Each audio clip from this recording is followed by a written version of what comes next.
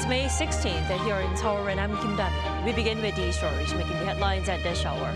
Starting with the latest opinion polls on South Korea's presidential runners. The Democratic Party's Lee Jae-myung is leading his People Power Party rival Kim Moon-soo with 49% support against Kim's 27% in a national barometer survey conducted this week. Lee and Kim continue on their campaign trails in Jeollabuk-do province and the Chungcheong-do province region on Friday, respectively. APEC member states gathered on South Korea's Jeju Island, eyeing trade negotiations with the U.S. They include South Korea, with the country's trade officials set to sit down with U.S. Trade Representative Jamieson Greer. The highly anticipated trade talks between Russia and Ukraine, originally scheduled for Thursday, may now take place on Friday.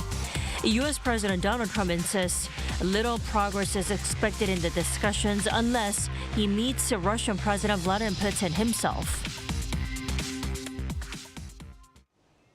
The Liberal Party's Lee Jae-myung will continue to solidify the party's traditionally firm grip in the Jeollado provinces on Friday. Yesterday in Jeollanam-do province, he vowed balanced regional growth. Our Shin Ha-young has a wrap-up. After spending the past few days trying to win support in traditionally conservative strongholds, Democratic Party candidate Lee Jae-myung focused on rallying support in his party's stronghold. Lee's campaign on Thursday took him through Jeollanam-do province, including the cities of Gwangyang, Yeosu, Suncheon, and Bokpo. Kicking off his tour of this region, he pointed to the concentration of power in the capital area as the biggest problem South Korea was facing. He emphasized balanced regional development, which is one of his 10 major campaign pledges. In line with this, he highlighted fostering the renewable energy industry as a pledge tailored to the Jeollado provinces, saying the southwest coast holds great potential for renewables. We don't have a clear plan for renewables yet as we move away from fossil fuels due to global warming. Energy prices are likely to go up, so we need to develop our own resources. That's why I think we should actively grow the renewable energy industry, especially in the southwestern coast and Jeollado provinces. During his visit to Yeosu, he outlined his energy plan, pledging to turn the Jeollanam-do coast into a global renewable energy hub by building a so-called energy highway. He said the region has plenty of resources but lacks transmission lines, promising to fix the issue and unlock the area's full energy potential. Why can't we build a country with balanced regional development where companies come for local renewable energy? With Lee Jae-myung's leadership, we can change the nation, just like we saw in Seongnam and Gyeonggi-do, and just like the DP has changed. Ahead of his rally in the party's stronghold, he visited Hadong, Gyeongsangnam-do province near the border between Jeollado and Gyeongsang-do provinces. There he met with young people at Hwage Market to discuss concerns about jobs, housing, and childcare. The choice of location and participants from different regions reflected Lee's intention to promote regional harmony. He will continue his campaign on Friday in Jeollabuk-do province, visiting the cities of Iksan and Jeonju. Shin Ha-young, Arirang News. And the Conservative Party's Kim Moon-soo kicked off Friday morning by reaching out to commuters again. On Thursday, he spent the day apologizing to the South Korean people for the failed martial law order by former President Yoon Suk-yeol. Our Kim Do-yeon has more. Returning to Seoul on Thursday after a 3-day tour of the Southeast, People Power Party presidential candidate Kim Moon-soo kept a low profile, with no major rallies, possibly taking time to regroup at his campaign headquarters.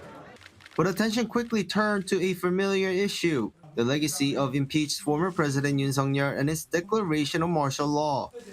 Kim, at a press conference, issued a second public apology. So I sincerely and respectfully apologize to those struggling to make a living outside of the capital region, to many whose lives have become more difficult, to those feeling weighed down or disheartened, and to all affected by the deepening divisions in public opinion. Kim was also asked about whether Yoon should be expelled from the party. He responded that the decision to leave rests solely with Yoon. That came after newly appointed interim leader Kim Yong-tae said in a morning interview that expulsion could be on the table and that he plans to personally suggest that Yoon step down. Some in the party agree, arguing that distancing from Yoon is critical to winning over undecided voters who are largely critical of the martial law controversy. Meanwhile, the PPP continued its attacks on rival Lee Jae-myung, this time by protesting outside the Supreme Court. The party accuses the Democratic Party of pressuring the judiciary branch after the Supreme Court ruled against Lee in his election violation case and sent it back to a lower court for a guilty verdict. The DP has since moved to summon Chief Justice Choi Lee for a hearing, started pushing for a special probe, and is even reviewing a possible impeachment. They say democracy is about the rule of law. But have you ever seen anything so absurd? A criminal threatening a judge, summoning a judge for a hearing, launching a special investigation into a judge, or even trying to impeach a judge. Have you ever heard of such madness? On the policy front, Kim marked Teachers' Day by unveiling his education pledges, including bringing AI into classrooms and restoring teachers' authority, saying excessive student protections have weakened discipline, while also strengthening public education. He also appealed his diplomatic skills as he met interim U.S. Ambassador Joseph Yoon. While the discussion remains private, Kim's chief of staff said they talked candidly about the Korean Peninsula and tariff issues. 김도현, Arirang News. And Reform Party's Lee Jae-myung took the time to sit down with students marking Teachers' Day on Thursday. The talks took place over lunch at Seoul National University of Education as he continued his campus cafeteria outreach to college students. Also on the same day, he announced prison reform proposing inmates participate in higher value labor, such as machinery assembly and digital operations, rather than tasks like sewing and cleaning. In response to inquiry about a coalition with the main conservative camp, he condemned those seeking, quote, political engineering. We saw official campaigning for the June 3rd election kickoff this Monday, following a tumultuous weekend, during which a highly anticipated merger fell through. We have our correspondent Oh Seung to fill us in how the race looks in the latest opinion polls. Less than 3 weeks until the election. Good morning, Soo-young. Hello, Tami. So, Soo-young, last weekend we finally saw the main conservative ticket finalized, and we now have 3 main leading runners, right? That's right. So People Power Party candidate Kim Moon-soo, of course, emerged as the leading Conservative candidate, since there was no merger with independent contender former Prime Minister Han Duck-soo for a joint Conservative ticket against the Democratic Party candidate Lee Jae-myung, who has been leading the polls since January. Now, this appears to have somewhat stabilised support for the candidates among the electorate. However, it didn't change the overall landscape of the race. In the latest NBS poll released on Thursday, support for Lee Jae-myung increased to 49%, up 6 percentage points from the previous week, while Kim Moon-soo's decreased by 2 points to 27%, and Lee Jun-seok's remained the same at 7%. Gallup Korea's poll on Wednesday showed higher support for Lee Jae-myung with 51% support, followed by Kim Moon-soo at 31% and Lee Jun-seok of the Reform Party at 8%. Now, 57% of respondents said that they wanted a change of government from the right to a left-leaning administration, and that's the highest figure recorded since January, while 32% wanted to retain a Conservative administration. So despite the candidate swap controversy that erupted last week, the public opinion trend hasn't shown much deviation after the final race lineup was confirmed. So that's, in all, quite bad news for the Conservative candidates.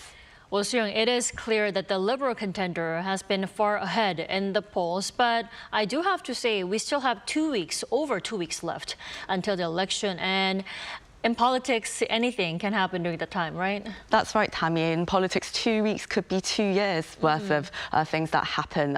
And Lee Jae-myung, of course, as you said, has been very much the leading candidate in the polls. But pundits aren't ruling out the possibility of swing voters changing the equation of this three-way race. While Gallup's survey indicates around 8% of voters are undecided or they aren't sure who to back, the MBS poll shows a higher figure at 16%. Now, 17% of those surveyed say that they might change the candidate that they support. The group most open to changing their support were voters in their 20s at 42% and 30s at 30%. Now, this is notably the same bracket that determined the outcome of the previous 2022 presidential election, where the recently removed Yoon Suk-yeol won with a 0.78% margin over Lee Jae-myung. Now, these shifts are quite significant because other age brackets have remained relatively stable in their support. The 40s and 50s still lean quite heavily towards a change from a conservative to progressive government, while the 60s and 70s favour continuity. So it seems that if those undecided voters favour Kim Moon-soo over Lee Jae-myung at the very last minute, then this presidential election, just like the last one, could come down to that 1 to 2% point margin. That's why we've seen the candidates targeting centrist voters over the past week, with the two right-leaning contenders, Kim Moon-soo and Lee Jun-suk, trying to solidify their conservative base as well. So, Seong, are you saying the third-party candidate Lee Jun-suk is now perceived as a potential, factor in the conservative ticket? Well, it's interesting because while he remains the least favourite candidate among the three main contenders, he has been seeing a slight but significant increase of support for, as he has been presenting himself as a youthful and forward-looking conservative candidate. However, his support base is still very much precarious, as half of those who back him say that they might vote for another candidate. And this potential shift actually gives him the power of alignment. If he merges with the leading conservative candidate, PPP's Kim Moon-soo, then they could together have roughly 40% support. Lee has so far loudly criticised the PPP's push to join forces, and it seems that half of his supporters don't necessarily want a merger. A merger might happen under this scenario if Kim Moon-soo's approval rating rises significantly, and if Lee Jun-suk can add even a little bit to that, then there's a chance they can win. Because Lee Jun-suk is still young, if he doesn't agree to unify under those circumstances, he risks being blamed for the Conservatives losing, so he has to avoid that. But if support for Kim Moon-soo doesn't rise that much, while Lee Jun-suk's support actually surpasses 10%, a merger is unlikely. Well, let's see how the first TV debate between the contenders this Sunday might sway the voters. Thank you for coming in today, Seong. Thanks for having me, Tammy. And Arirang TV will broadcast 3 live debates featuring the major candidates beginning this Sunday. Each debate will spotlight a different theme: economy on May 18th, social issues on May 23rd, and politics on May 27th. 4 candidates will take the stage: Lee Jae-myung of the Democratic Party, Kim Moon-soo of the People Power Party, Lee Jun-suk from the Reform Party, and Kwon Young-guk from the Democratic Labour Party. All 3 debates will begin at 8 p.m. Korea Standard Time.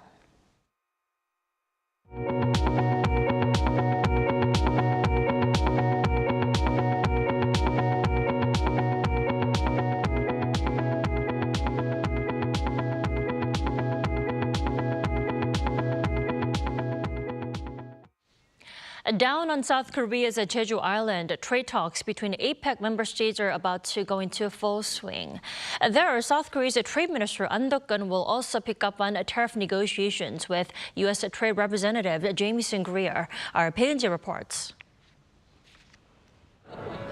Top trade officials from 21 Asia-Pacific Economic Cooperation member states, including the U.S. and China, have gathered on Jeju Island ahead of the APEC Leaders Summit later this year. Led by South Korea's Minister for Trade Chung In-gyu, this is the first time in 20 years that the country is hosting the APEC Trade Ministers meeting. I hope today's MRT meeting will lay a solid foundation for dialogue and collaboration to overcome the political and economic challenges as well as uncertainties that we encounter. On the sidelines of the event, Chung on Thursday held a bilateral meeting with China's top trade envoy Lee Jae-myung and also sat down for talks with U.S. Trade Representative Jamieson Greer. Seoul's trade ministry said that Chung asked Greer about how tariff negotiations are going with other countries and discussed bilateral trade issues. It added that they also agreed to work together for South Korea to produce a meaningful outcome as this year's APEC host. Greer is also set to meet South Korea's Minister of Trade, Industry and Energy An Deok-gun on Friday. The two officials last met in Washington 3 weeks ago when South Korea requested exemptions from reciprocal tariffs while offering cooperation on shipbuilding and energy. Both sides are currently working to produce a package of deals to remove new U.S. tariffs before the July 8th deadline, when the 90-day pause on reciprocal tariffs is lifted. This year's event especially drew a lot of attention as major APEC member countries are seeking trade deals with the United States after President Trump announced a sweeping set of tariffs in April. With trade officials from the U.S. and China both here on Jeju, a meeting between them on Thursday afternoon was also closely watched, as this could be seen as a potential move to make further progress to address trade friction. This comes after the world's two largest economies agreed last weekend in Geneva to temporarily lower most tariffs in a bid to defuse the trade war. 배은지, Arirang News, Jeju. Ukrainian President Volodymyr Zelensky slammed Russia for not taking peace talks seriously by sending a delegation that he said lacked decision makers. The peace talks, which were scheduled for Thursday but have reportedly been delayed until Friday without a face between Ukraine and Russia's leaders. Kim Bo-kyung has more.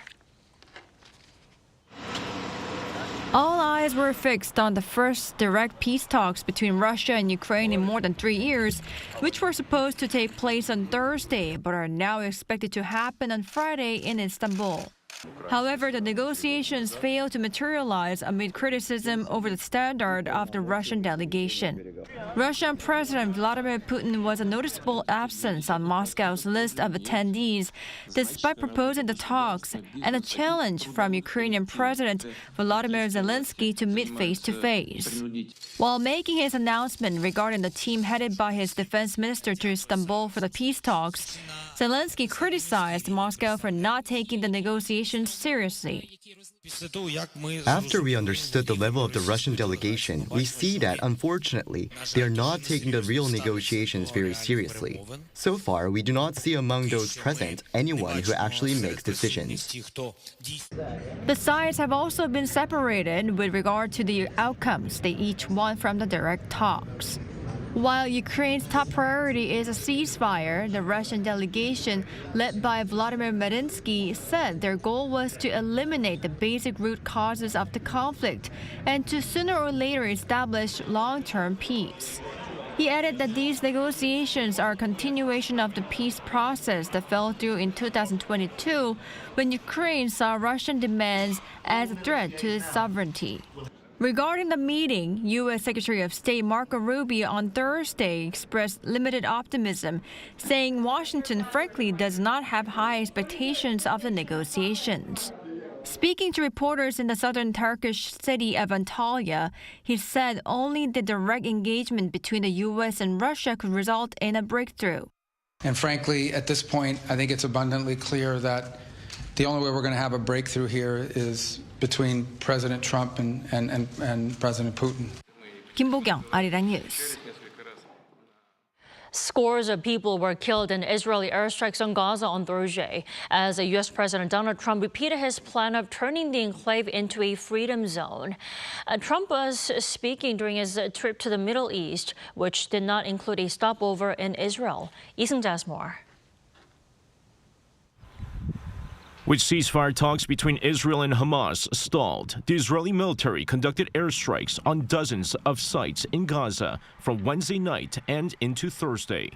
The latest barrage of airstrikes killed at least 114 Gazans, with witnesses saying the Israeli military targeted medical facilities, including pediatric clinics.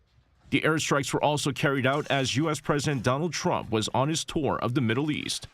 Israel was excluded from his itinerary. However, Trump on Thursday doubled down on his proposal to displace Gazans, stressing again that the enclave should be made into a freedom zone. Speaking to reporters after a roundtable with business leaders in Qatar, Trump said that Gaza has been a territory of death and destruction for many years, adding that the U.S. should get involved and make it a freedom zone. All Arab states have rejected his plans, with Hamas calling it ethnic cleansing.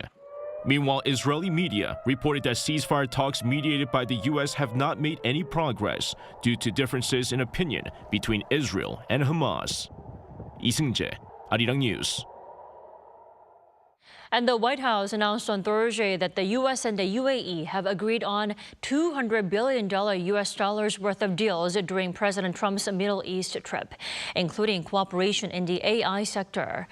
Washington says the two sides agreed on AI cooperation, including a promise to invest in data centers in the U.S.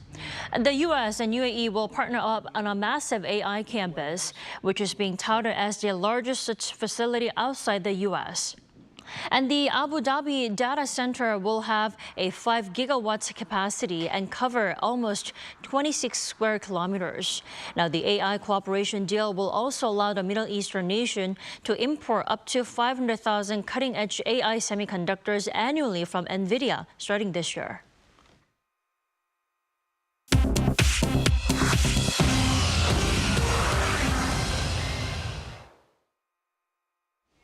Good morning, I'm Choi Ji-hee, and this is The World Now. Starting in the U.S., the Supreme Court began hearing arguments concerning President Donald Trump's executive order aimed at ending birthright citizenship for children born in the United States to undocumented or temporary immigrant parents. On Thursday, the U.S. Supreme Court started a session on the executive order President Trump signed in January. Trump's order seeks to reinterpret the 14th Amendment's citizenship clause and would deny automatic citizenship to children born on U.S. soil unless at least one parent is a U.S. citizen or lawful permanent resident. The directive faced legal challenges from 22 states and civil rights groups, with several federal judges issuing nationwide injunctions to stop its enforcement. The case taken by the Supreme Court centers on whether lower courts have the authority to issue such injunctions. During the session, justices' opinions were divided, with arguments saying that allowing the injunctions may overextend judicial authority, whereas limiting the injunctions could lead to an inconsistency of laws across states. Meanwhile, protests occurred outside the courthouse, where demonstrators voiced support for birthright citizenship. The Supreme Court's decision is expected by the end of June. In Europe, the United Kingdom and Germany have announced a collaborative effort to boost Europe's self-defense by developing a new long-range precision strike weapon. On Thursday local time, British Defense Secretary John Healey and his German counterpart Boris Pistorius met in Berlin to sign an agreement for the joint development of a deep precision strike missile system. The weapon is designed to have a range exceeding 2,000 kilometers. The plan comes under the Trinity House Agreement on bilateral defense cooperation signed in October 2024. It aims to reduce Europe's reliance on external defense support and address security situations such as the ongoing war in Ukraine. Joint procurement programs to counter undersea threats have also been agreed upon. Minister Healey stated that both nations are dedicated to making progress, not just making promises. In Brazil, a dye spill accident occurred on Tuesday in Sao Paulo's Jardim das Tulipas neighborhood, approximately 75 kilometers from the central city. According to authorities, some 5,000 liters of chemical dye spilled after a transport truck crashed, contaminating local streets and entering a nearby creek through a manhole. The blue dye changed the colors of the waters and ducks in the area, and some fish were found dead in a lake. Cleanup operations began immediately. However, investigations have begun to assess the environmental impact of the incident. The new pope is expected to move into the official papal residence, an apartment on the top floor of the Apostolic Palace, according to an Italian media report on Thursday. Pope Leo XIV, the first American-born pontiff, had reopened the traditional papal apartments on May 11th, which had been sealed following the late Pope Francis' death. Pope Leo's decision is a departure from his predecessor's choice to live in the Casa Santa Marta guest house and a return to long-standing papal customs. The Apostolic Palace apartments, unused since 2013, have nearly a dozen rooms, including a study, library, and private chapel.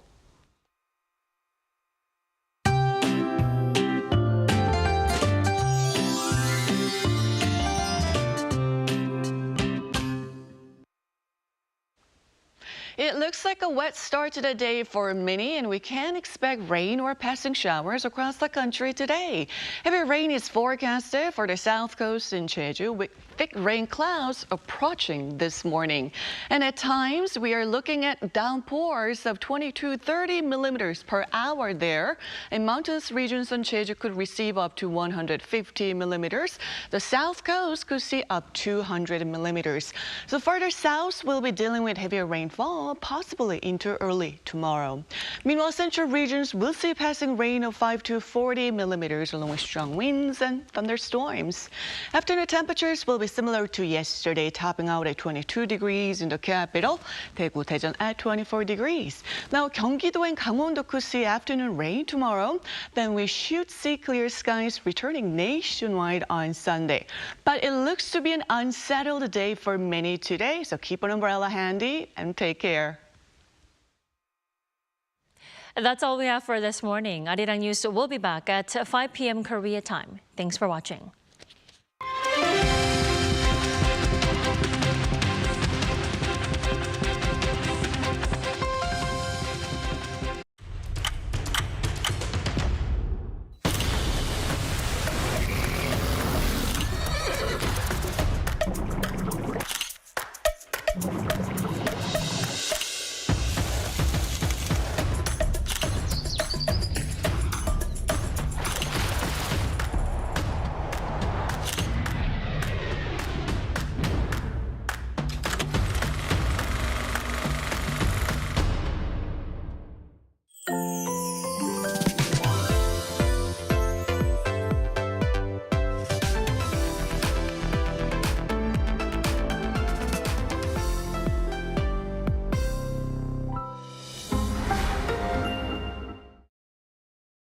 제21대 대통령 재외선거. 세계 어느 곳에 있어도 내가 국가대표라는 마음으로 누구보다 땀 흘리죠. 지금이 국가대표임을 보여줄 기회.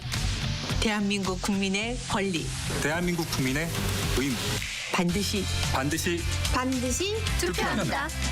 국가를 위한 대통령 투표. 제21대 대통령 재외선거. 중앙선거관리위원회. 천안에 가면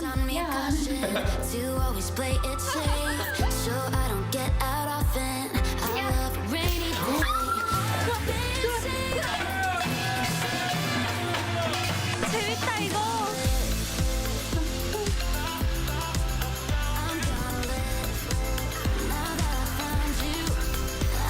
글로벌 K컬처 세계 속에 꽃피우다. 2025 천안 K컬처 박람회.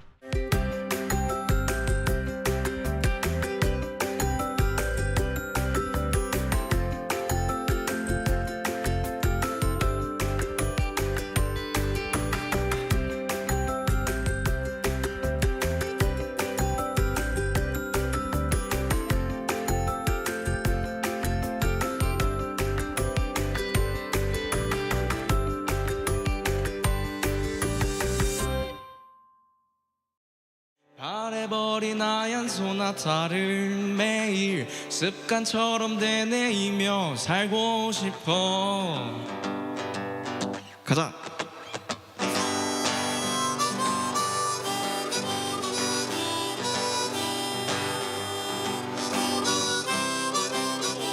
또 계단 위로 누군가 날 보며 웃을까봐. 계단 위로 입으로 뱉지 못했던 말은 노래로 하네. 오.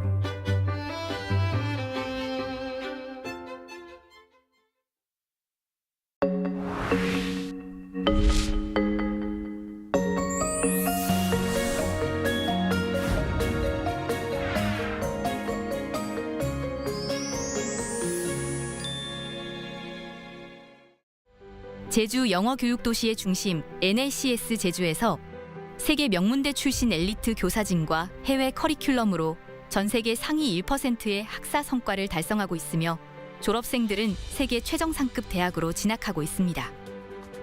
전인적인 성장과 함께 꿈을 찾아가는 특별한 교육의 가치. 글로벌 동문 네트워크로 계속됩니다. NLCS 제주가 명문대 진학의 길을 열어갑니다.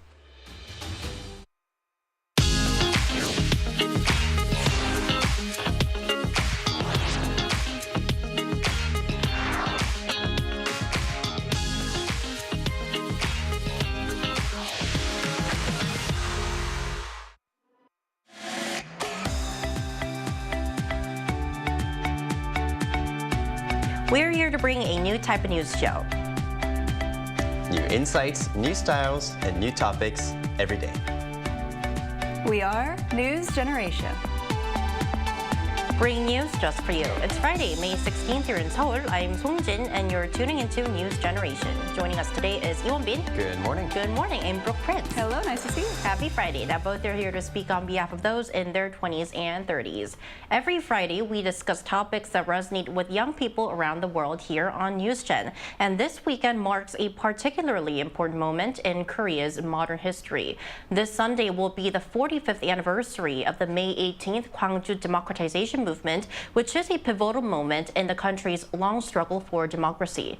Now, often described as a spark that reignited Korea's democratic spirit, this movement took place in the city of Gwangju in 1980 and has since become a symbol of resistance against authoritarian rule. So, in light of this day, today on NewsGen, we're going to reflect on where Korea's democracy stands and the role young people continue to play in protecting it.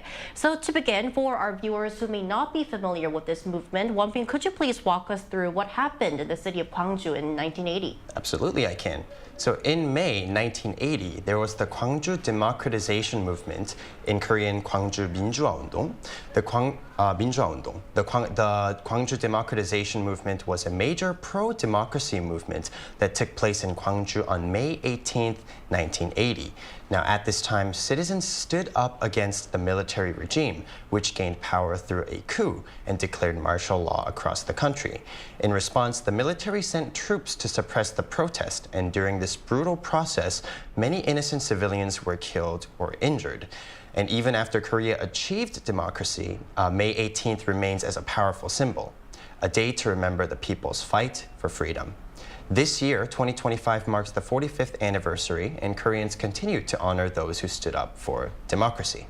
Right. So just as Wonbi mentioned, the impact of the Gwangju democratization movement continues to live on here in Korea, and not only in textbooks, but also through cultural content as well, because there have been several films and dramas inspired by this chapter in history, right, Brooke? That's correct. The Gwangju democratization movement may be familiar to some international fans of K-content because it has been the real-life event behind such films like A Taxi Driver, 26 Years, May 18th, as well as the hit drama Youth of May. It has also regained some attention globally because of Hong Kong winning the Nobel Prize in Literature. One of her books, Human Acts, actually revolves around this very important historic event. And so people have been reading this book, picking it up, and learning more about the Gwangju democratization movement.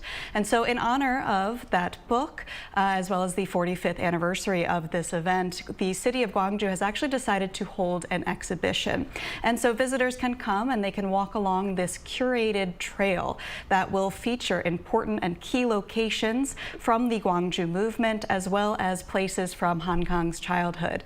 So if you have any interest in Korean literature, culture, or history, then I would highly recommend checking out these walking tours. They will be kicking off tomorrow. So starting May 17th, there will be free guided tours every Saturday until October. I would highly recommend it. I think it sounds like a very powerful, moving way to honor this historical event. I think it will be able to give visitors a great history lesson on what this movement was all about. Definitely. Right. So in light of, once again, the 45th anniversary of the Gwangju democratization movement, today we're going to ask us where Korea's democracy stands 45 years later. So Wonbin, do we have any stats that could really show how much of a progress we've made over the 4 decades? Yes, we do have some stats. stats. So the Economist Intelligence Unit, in short EIU, releases an annual global democracy index for each country.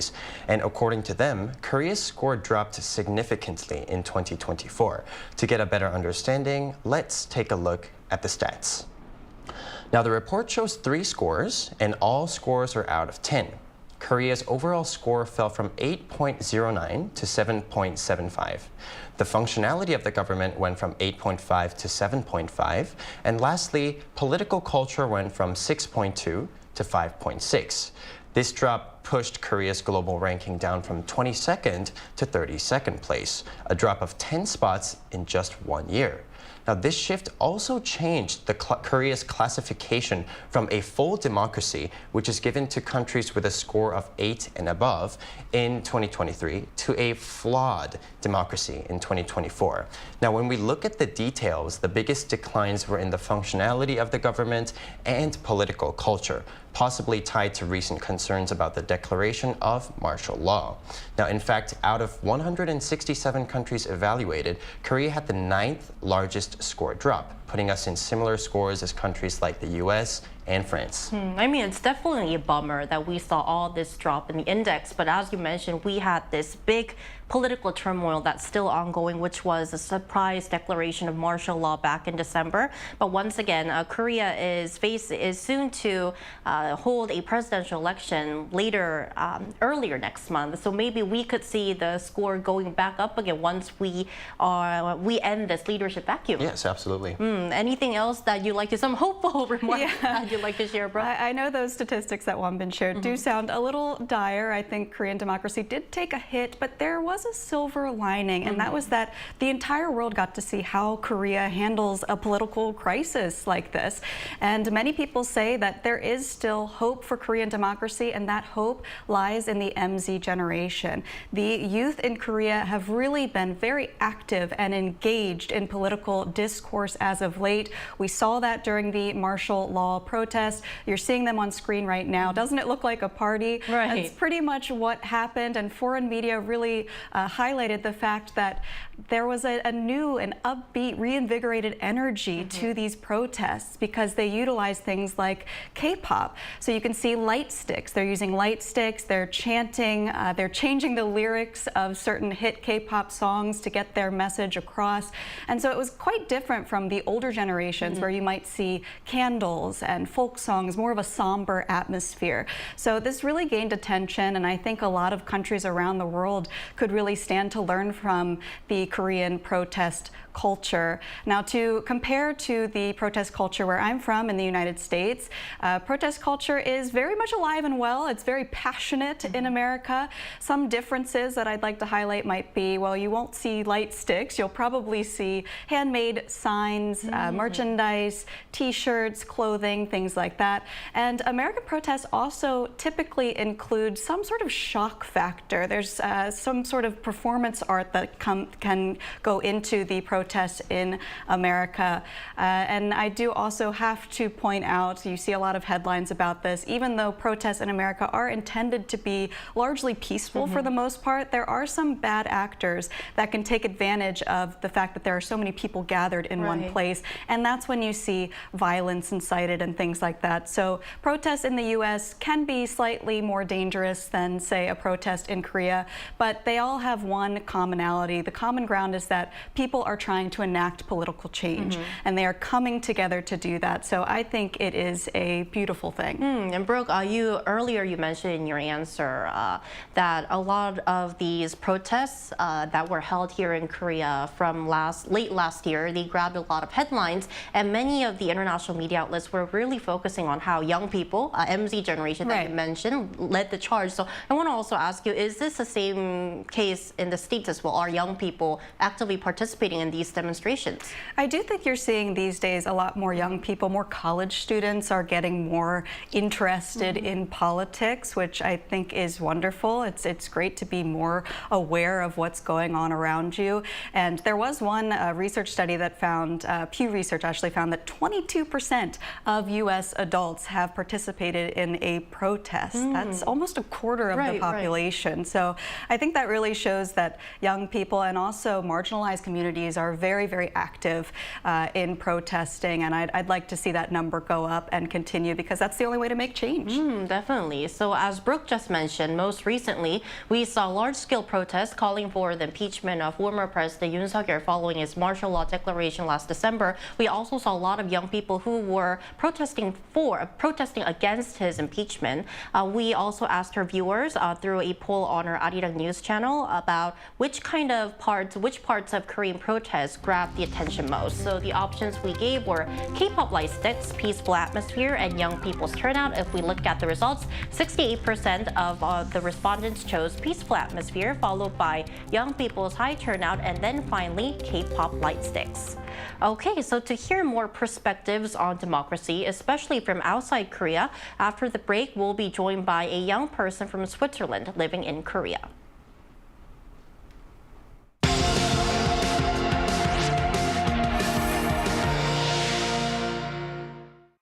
NewsGen wants to hear from you.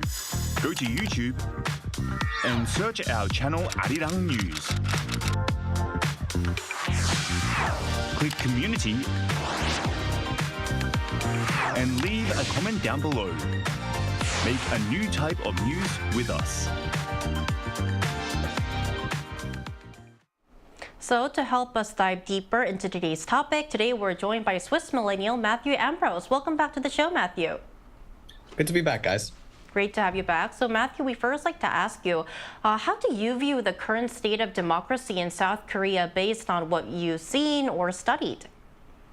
So it is quite interesting. It feels a little bit like a full circle moment to me, because when I first moved here, literally 2 months after I touched Korean soil, there was a massive protest against a president at that time who eventually did get impeached and was put into prison.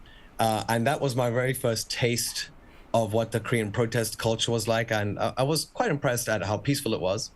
And we got to see it on display again very recently. So to me, the one thing I can say is that there definitely seems to be an air of consistency when it comes to, the people in Korea upholding, the principles of democracy and asserting their right to be able to voice their opinions. I see. Well, thank you for sharing your opinion. Now, we've earlier talked about the pro-democracy demonstrations in Korea. Now, how would you compare the protest culture in your country to what we've seen in Korea? The protest culture in Switzerland is, as of recently, it's a little bit more subdued. Interestingly, literally, I think it was 2 weeks ago to the day, there was a report condemning Switzerland from Amnesty International. And that is because the individual cantons in our country have now decided to clamp down a little bit on protest culture, and that now in order to protest, you need to have prior authorization. And also when you do protest, the authorities reserve the right to be able to pass down the cost of the protest onto the protesters themselves. And some people view that as a move against the right to protest. Hi, Matthew. Thank you so much for joining us today. One last question for you. In your opinion, what role do young people play in protecting and advancing democracy today? Well, I mean, they are our future. They are also our present. So they certainly play a very vital role in shaping what's to come in the few years that we have ahead of us. And so I think they play a very, very important role. Probably the most important thing they can do is sit at a table and come to an agreement on what they expect. And yeah. All right, and you're part of making that change too, Matthew. Always thank you for your great answers and hope you have a great weekend. All right, thanks. You too. Thank you. I mean, after talking with Matthew and after a discussion today, I kind of felt that today's topic is especially relevant to our generation, because when we look back during the 20th century, for example, the Gwangju democratization movement, and we had a series of protests where people were really fighting for democracy, it was mostly college students and young people who have now become our parents' generation who really actively went out to the streets and became really vocal about making this change. It's very brave. Yeah, very brave. So as a generation, us that will shape Korea's future in the decades to come, ending off our discussion today, what do you think we can do to strengthen democratic values and prevent backsliding? Well, in Korea and globally, personally, I think the most important thing that we can do and should do is vote. Right. Now, as everybody knows, voting system is the cornerstone of democracy, and showing up to vote is the most basic yet powerful way to exercise your right as a citizen and protect democracy at the same time. Now, just to add like a personal opinion or a tip, at least in Korea, even if you don't support any parties or candidates, go submit an invalid vote, like check like a blank white spot or something. If it might not make sense at the beginning, but let me explain it very concisely. So when you don't vote at all, it shows that you just do not care about democracy or the politics. Thus, politicians will not take any actions for it. However, if you do submit an invalid vote that counts towards the statistics, it shows that I am an active voter who is willing to vote. However, no one is appealing to me at the moment. Now, this will make the politicians, and it will send the message to the politicians to search the non-voters' needs and make policies and programs that can be appealing to that group. So please do vote, even if you don't support anyone. It shows great power. Now, with the next presidential election just around the corner, we shouldn't treat it like just another day off, staying at home, especially for the MZ generations. Voter turnout rate is always lower compared to older generations. So it's a little bit, I'm a little bit worried about it because, you know, for MZ generations, we're young, we're in the 20s and 30s. We're the ones who have all the life left to live for 50 and 60 years. Let's actually participate to make the world that we will live in the future. Now, this time, let's not forget, 2025, June 3rd is the date. Again, 2025, June 3rd. Let's count and make it actually matter. 2025, June 3rd. And I think that you made such an important point because a lot of people often question even how much of an importance will my vote make, or how much big of a difference can my vote make because it's just one vote. But if all those votes they come together, they can indeed make a big difference. Yes. So once again, please vote. What about you, Brooke? Yeah, just to expand upon that, I think it is very easy to get in your head and think, oh, well, I'm just one person. What can I really do on my own? But the thing is, you're not on your own. You're not alone. You will find people, like-minded people that have your same beliefs and morals. And there's a sense of unity in fighting for something, fighting for a cause together. So it's not just one vote. You are going to be uniting with several people and voting together. So get involved. Speak up about things that are important to you. And I think it's also easy sometimes if you're maybe non-confrontational, if politics are intimidating to you, to think, oh, I'm just not into politics. But I encourage you to do some research. Because it affects your lives. It does. And it doesn't always have to be, like we've seen today, it doesn't always have to be this very confrontational, volatile thing. You can peacefully protest for what you believe in. So definitely dig into it, and you might be surprised to discover that there are things that you are unexpectedly really passionate about, and you might find fellow friends that are also passionate about the same things. So I would say that's the most important thing. Get out there and vote, and just get involved, get in the know, make sure that you are getting more knowledgeable about what's going on, because like we've been saying, as young people, we are driving the car towards the future, so you can't put the blindfold on. You have to be aware of what's going on, and that's the only way that we can create change and create a just and equitable society. And I think it's very important for us to remember that the democracy that we're enjoying today, it was really hardly fought and hardly earned by the previous generation. So we should really cherish it and value it so that we can continue these values even more. And Brooke just mentioned how it's always good to study and research if you're going to take part in an election. So one last reminder, Arirang TV is once again broadcasting the televised debate of the presidential candidates starting this Sunday, so be sure to tune into that as well. And that's all we have for today and this week of News Generation, but we will be back next Monday at 10:30 a.m. Korea time. Special thanks to Iwon Bit. Always a pleasure. Thank you. And Brooke Prince. Have a great weekend. Thank you, you too. And to our viewers, thank you for joining us throughout this week, and hope to see you next week as well. We are News Generation.